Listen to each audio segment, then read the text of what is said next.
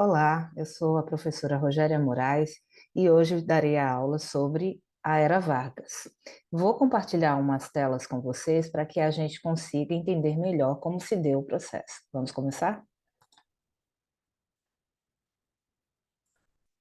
Para entender esse processo, nós precisamos voltar um pouquinho no tempo e estudar a política do café com leite. O Brasil já vivia a República.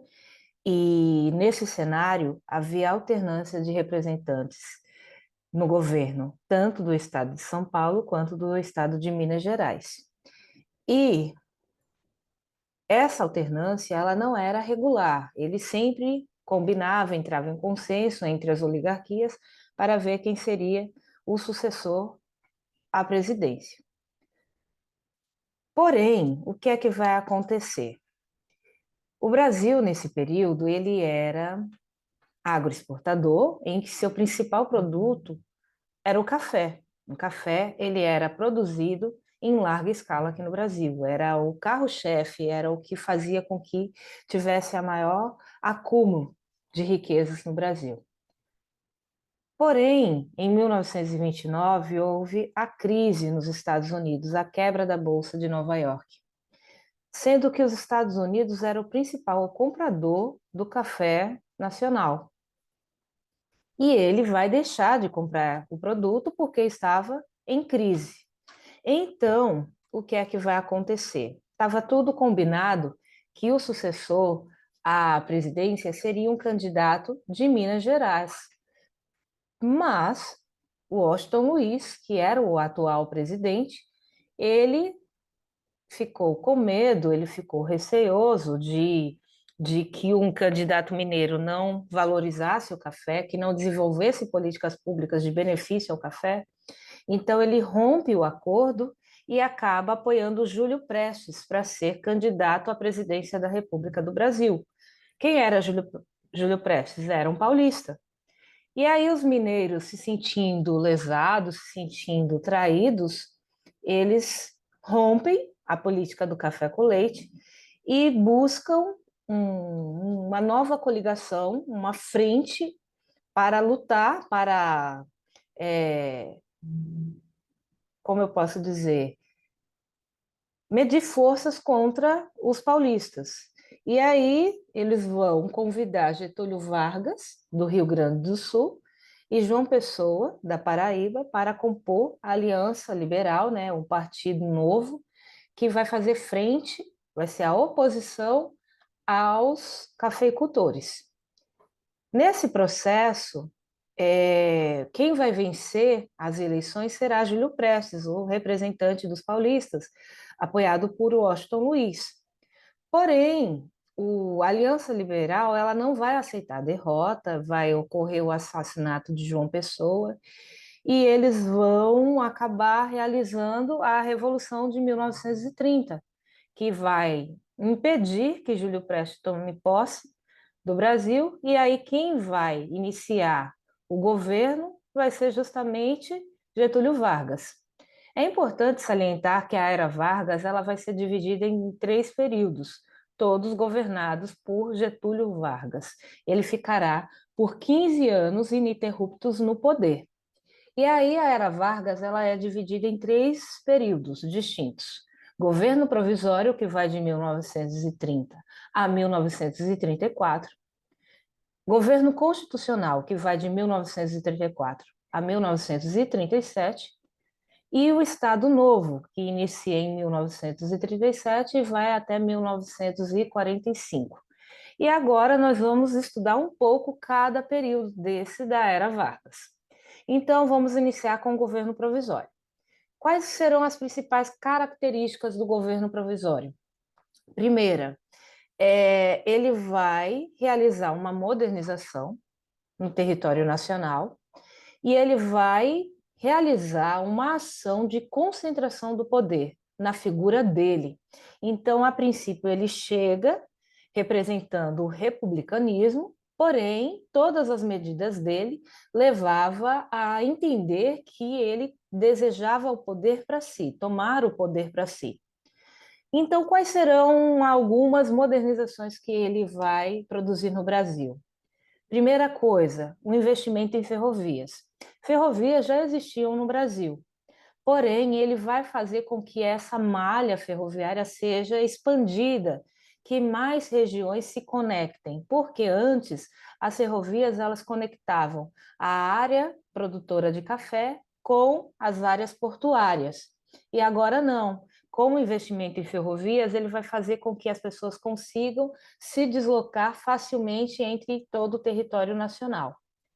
Ele também vai ser o primeiro presidente que vai tentar impulsionar a industrialização no país. E isso vai fazer com que ele tente diminuir as importações, fazendo com que alguns produtos que fossem consumidos aqui no território nacional fossem produzidos aqui dentro, que não necessitassem vir de fora. Outra coisa que ele não vai deixar de lado vai ser a indústria cafeeira, até porque a elite cafeira era muito poderosa no território nacional, então ele fazia de tudo para que essa elite não saísse fragilizada, que não tornasse uma frente muito forte contra o seu governo. Então ele vai dar continuidade à política de valorização do café.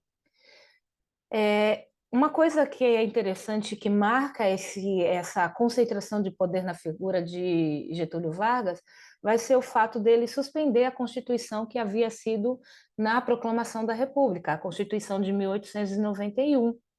E aí isso faz com que já dê totalmente aquele sinal de que ele não queria muito investir no republicanismo. Mas isso vai fazer com que muitos setores da sociedade que até então haviam apoiado a figura de Getúlio Vargas como chefe provisório, que começassem a criticá-lo e tentassem enfraquecê-lo e retirá-lo do poder.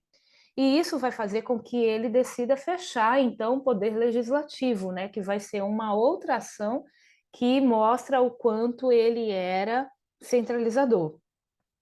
Outra coisa que vai desagradar muito, principalmente os cafeicultores paulistas, vai ser o fato dele cancelar, dele expulsar, substituir os governadores estaduais e nomear interventores federais para colocar no lugar desses governadores. O que isso significa? Significa que aqueles que foram eleitos por uma parcela da sociedade e que governavam cada qual o seu estado, agora estavam sendo expulsos do poder para serem substituídos por pessoas escolhidas a dedo por Getúlio Vargas. Ainda nesse momento, o que é que vai acontecer? Os que mais vão se sentir injustiçados, os que mais vão se sentir prejudicados nessa substituição de governadores por interventores serão os paulistas. Então, eles vão iniciar uma revolta que vai ficar conhecida como a Revolta Constitucionalista de 1932, em que os paulistas vão liderar um movimento em que não vai ser o motivo principal, mas depois passará a ser a exigência de uma nova Constituição. E depois de muita violência, de uma ação militar muito forte empregada por Getúlio Vargas, ele finalmente vai acabar cedendo e em 1933 ele vai compor, vai realizar uma eleição para a Assembleia Constituinte, para que nessa Assembleia fosse redigida a nova Constituição. E a nova Constituição ela vai ser promulgada em 1934. E quais serão as principais características dessa Constituição? Primeiro, que ele seria o presidente constitucional, então ele foi eleito indiretamente para ser o presidente da República. E mais outros pontos de destaque seria a criação de uma legislação trabalhista em que, nesse momento na história do Brasil, as leis eram impostas muito pelo empregador, pelo patrão. E aí ele vai eliminar um pouco dessa cultura, dessa prática, fazendo com que várias leis que beneficiassem os trabalhadores brasileiros agora estivessem dentro da Carta Constitucional. Outra coisa também que será permitida vai ser a criação do direito ao voto feminino, porque até então a mulher não tinha permissão de votar no Brasil. E uma das maiores conquistas dessa Constituição é que o voto passa a ser secreto. Continuando, o que é que vai acontecer? Durante o governo constitucional, ele vai enfrentar alguns grupos de oposição. Dentre eles vai ser criada a Aliança Nacional Libertadora, conhecida como ANL. E a Aliança Nacional Libertadora vai ser o nosso primeiro partido organizado de esquerda, um partido comunista. E a ANL, ela vai tentar organizar um levante para enfraquecer o governo de Getúlio Vargas. Como ele era simpatizante dos regimes de extrema-direita, ele era totalmente contrário às ideias de esquerda. Então, ele vai organizar uma polícia inteligente para que essa polícia conseguisse monitorar, prender todos os envolvidos na ANL. Então, ele vai conseguir sufocar todo o movimento da intentona comunista, que era a intenção de derrubar o governo dele, implantando no Brasil um governo de esquerda. Porém, como o governo dele estava chegando ao fim, ele vai agir porque ele não queria deixar de ser presidente. Então, ele vai criar uma suposta ameaça comunista, dizendo que o Brasil estava sofrendo um ataque de esquerda, que vai ficar conhecido como Plano Cohen, em que ele dizia que era muito sério e que era real, era um perigo vermelho. E aí, muitos setores da sociedade, com medo desse perigo vermelho, dá carta branca para que Getúlio Vargas ele faça o que for necessário para evitar que esse perigo vermelho se torne uma força avassaladora e que domine a nação.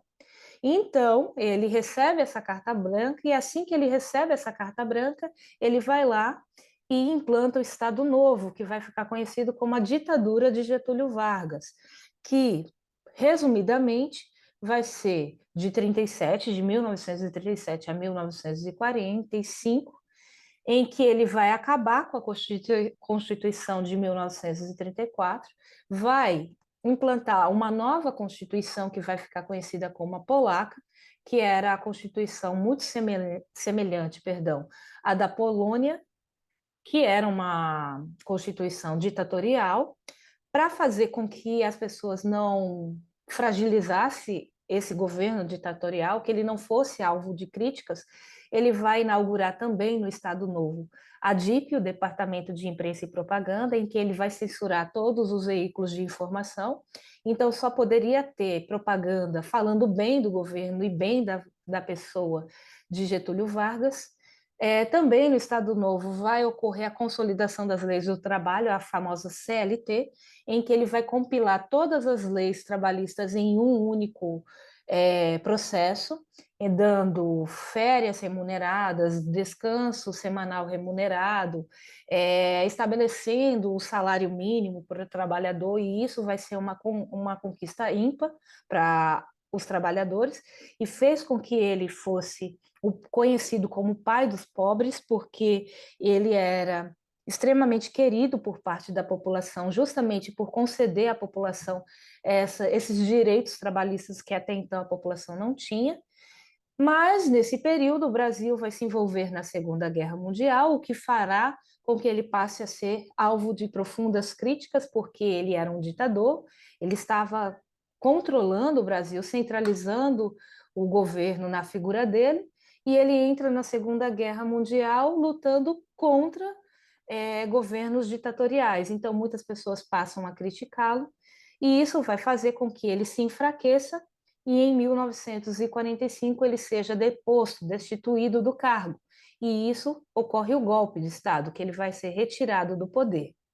E aqui nós temos um mapa mental, né, com um resumo do que foi dito nessa nossa aula. Espero que vocês tenham entendido, que vocês tenham gostado. Até a próxima.